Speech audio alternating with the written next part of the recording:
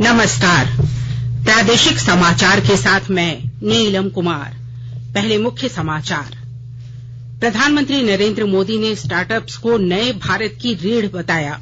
16 जनवरी को राष्ट्रीय स्टार्टअप दिवस मनाए जाने की घोषणा की।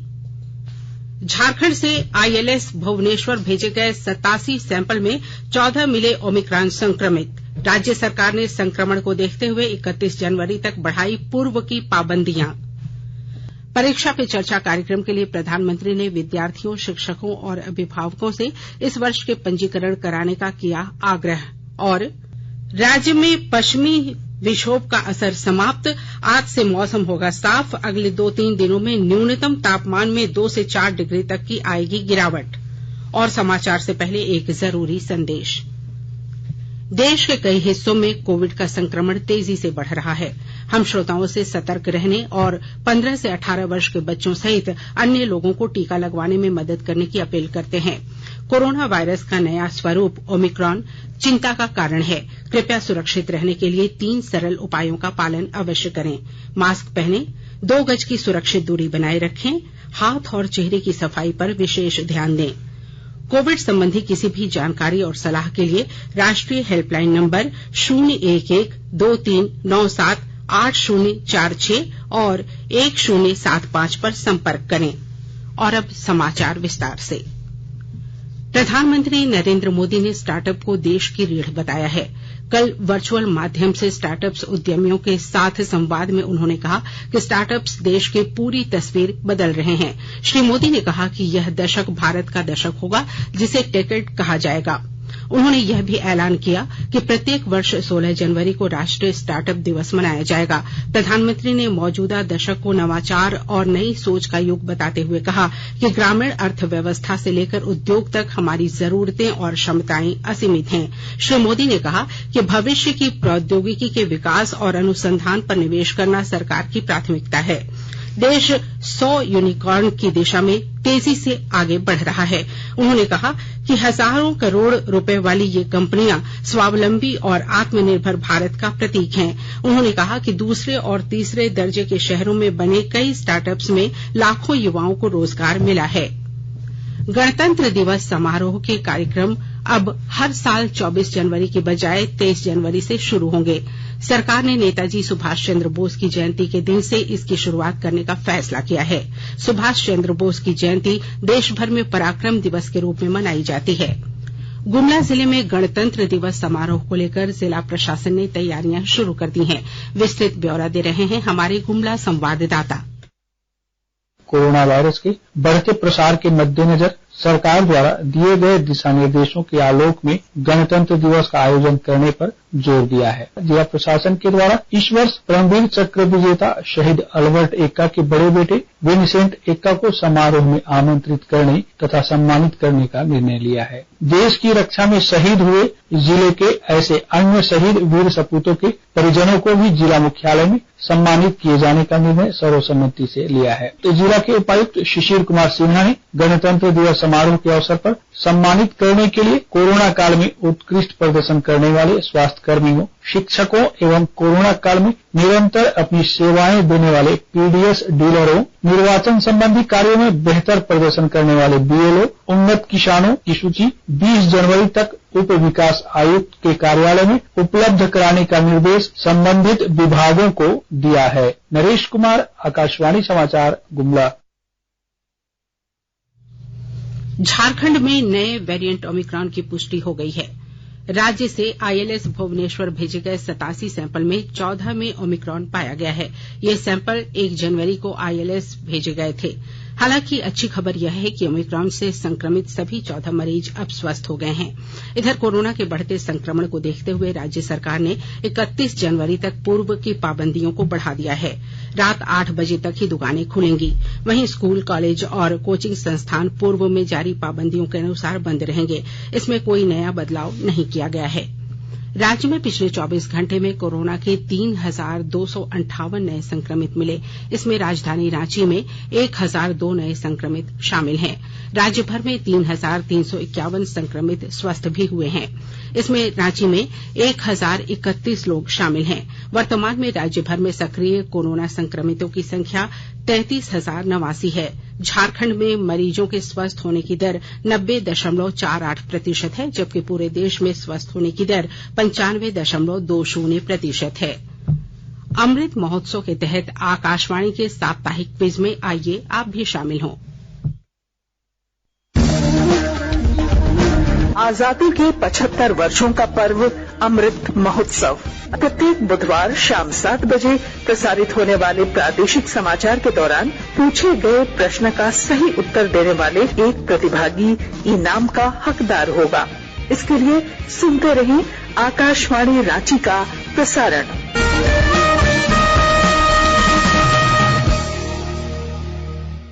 जागो ग्राहक जागो, जागो ग्राहक जागो। आजादी का अमृत महोत्सव के लिए सभी उपभोक्ताओं को शुभकामनाएं। हॉलमार्क सोने की शुद्धता सुनिश्चित करता है। हमेशा हॉलमार्क वाले सोने के आभूषण खरीदें। उपभोक्ता किसी भी शिकायत के लिए कृपया राष्ट्रीय उपभोक्ता हेल्पलाइन टोल फ्री नंबर 14404 पर संपर्क करें। उपभोक्ता मामले विभाग, भारत सरकार द्वारा जनहित में जारी। जानो अपने अधिकारों को, अपने हक पहचानो, बेईमानों को सबक सिखाओ, ग्राहक अब तो जागो, जागो ग्राहक जागो, जागो ग्राहक जागो। केंद्र ने इलेक्ट्रिक वाहनों को चार्ज करने के बुनियादी ढांचे के लिए संशोधित व्यापक दिशा निर्देश और मापदंड जारी कर दिए हैं। इन दिशा निर्देशों में इलेक्ट्रिक वाहनों के व्यक्तिगत स्वामियों और सार्वजनिक चार्जिंग स्टेशनों के लिए प्रावधान शामिल किए गए हैं। इलेक्ट्रिक वाहनों के स्वामी अपने वाहन चार्ज करने के लिए अपने घरों और कार्यालयों में मौजूदा बिजली कनेक्शनों का प्रयोग कर सकते हैं। दिशा निर्देशों के अनुसार कोई व्यक्ति या कोई संस्थान सार्वजनिक चार्जिंग स्टेशन स्थापित कर सकता है। इसके लिए किसी लाइसेंस की आवश्यकता नहीं होगी। ऐसे चार्जिंग स्टेशनों में बिजली मंत्रालय, ऊर्जा कुशलता ब्यूरो और केंद्रीय विद्युत प्राधिकरण के तकनीकी, सुरक्षा और प्रदर्शन के मापदंड तथा तरीकों का पालन करना होगा। केंद्रीय गृह मंत्री अमित शाह ने कहा है कि रासायनिक उर्वरकों के इस्तेमाल से अगले 15 वर्ष में कैंसर के मामले 50% बढ़ जाएंगे। किसानों के साथ वर्चुअल बातचीत में उन्होंने प्राकृतिक खेती अपनाने की अपील की। किसानों से बातचीत में गृह मंत्री ने कहा कि रासायनिक उर्वरकों के कारण जमीन धीरे धीरे बंजर होती जा रही है और जहरीले तत्व भूमिगत जल स्रोतों तक पहुंच रहे हैं। उन्होंने कहा कि मौजूदा घातक स्थिति हरित क्रांति के बाद से खेती बाड़ी के तरीकों की समय समय पर समीक्षा नहीं होने का नतीजा है। उन्होंने कहा कि खाद के रूप में गाय के गोबर और मूत्र के उपयोग से प्राकृतिक कृषि की मिट्टी की उत्पादकता को बहाल करने का एकमात्र तरीका है। आकाशवाणी के ताजातरीन समाचारों के लिए आप हमारी वेबसाइट newsonair.com पर लॉग ऑन कर सकते हैं। ताजा समाचार Twitter handle @AIR News Alerts और Facebook page all India radio news पर भी उपलब्ध है। आप प्रादेशिक समाचार एकांश के ट्विटर हैंडल @AIR News _ और फेसबुक, इंस्टाग्राम पेज तथा YouTube channel AIR News Ranchi पर भी हमारे बुलेटिन सुन सकते हैं। प्रादेशिक समाचार आप आकाशवाणी रांची से सुन रहे हैं और अब पेश है कोरोना से बचाव के कुछ संदेश। कोविड-19 से बचाव और सुरक्षित रहने के 3 उपाय। मास्क लगाएं, 2 गज दूरी है जरूरी, सुरक्षित दूरी रखें, हाथ और मुंह साफ रखें।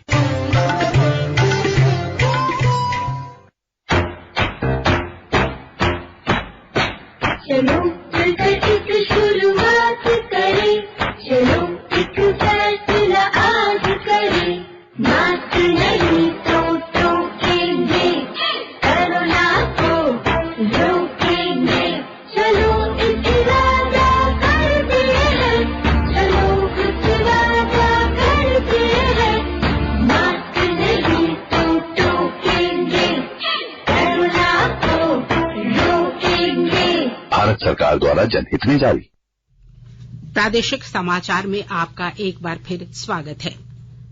प्रधानमंत्री नरेंद्र मोदी ने इस वर्ष के परीक्षा पे चर्चा कार्यक्रम के लिए पंजीकरण कराने का आग्रह किया है। श्री मोदी ने कई ट्वीट संदेशों में कहा कि यह कार्यक्रम ऊर्जावान युवाओं से जुड़ने, उनके समक्ष आ रही चुनौतियों को समझने और उनकी आकांक्षाओं को बेहतर ढंग से जानने का मौका देता है। उन्होंने कहा कि इससे शिक्षा जगत में उभरते रुझानों का भी पता लगता है। प्रधानमंत्री ने कहा कि परीक्षाएं निकट हैं और इसे देखते हुए परीक्षा पे चर्चा कार्यक्रम आयोजित किया जाना है। उन्होंने प्रतिभागियों से परीक्षा को तनाव मुक्त बनाने के बारे में बातचीत करने और बहादुर परीक्षा योद्धाओं, उनके माता पिता और शिक्षकों की सहायता करने का आग्रह किया। गढ़वा जिले के ग्रामीण क्षेत्रों की सड़कों को सुदृढ़ करने के लिए स्वीकृति प्रदान कर दी गई है। विस्तृत ब्यौरा दे रहे हैं हमारे गढ़वा संवाददाता। गढ़वा जिले के ग्रामीण क्षेत्रों में अधिकांश सड़कें प्रधानमंत्री ग्राम सड़क योजना से बनी हुई हैं। काफी पूर्व बनी यह सड़क इस समय अत्यंत जर्जर स्थिति में हो चुकी है।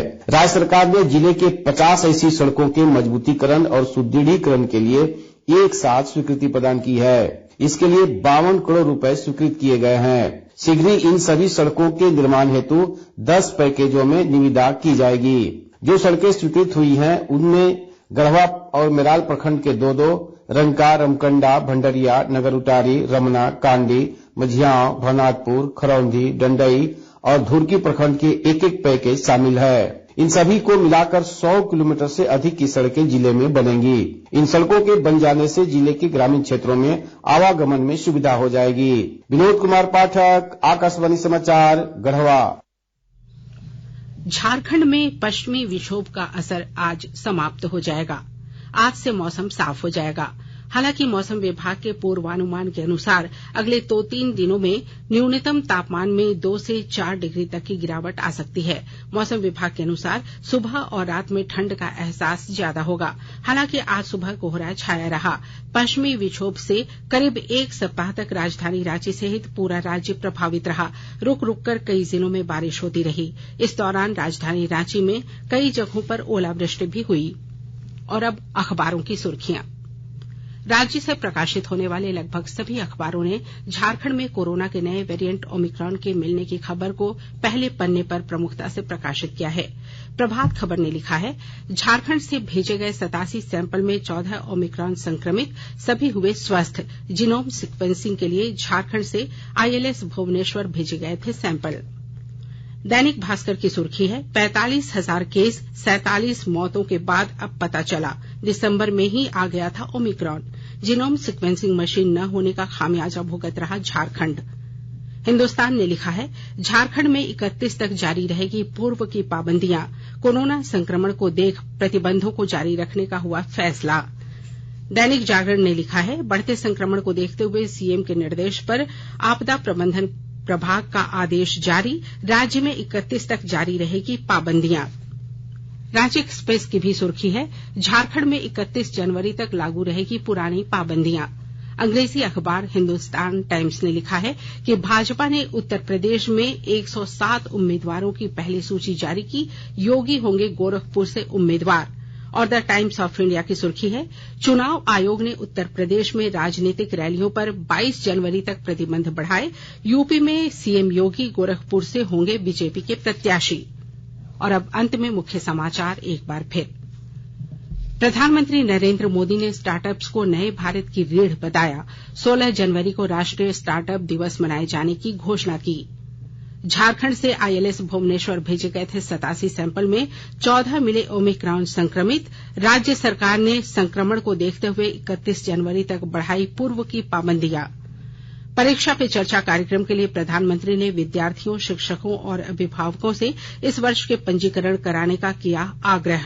और राज्य में पश्चिमी विक्षोभ का असर समाप्त, आज से मौसम होगा साफ, अगले 2-3 दिनों में न्यूनतम तापमान में 2 से 4 डिग्री तक की आएगी गिरावट। इसके साथ ही आकाशवाणी रांची से प्रादेशिक समाचार का ये बुलेटिन समाप्त हुआ। नमस्कार।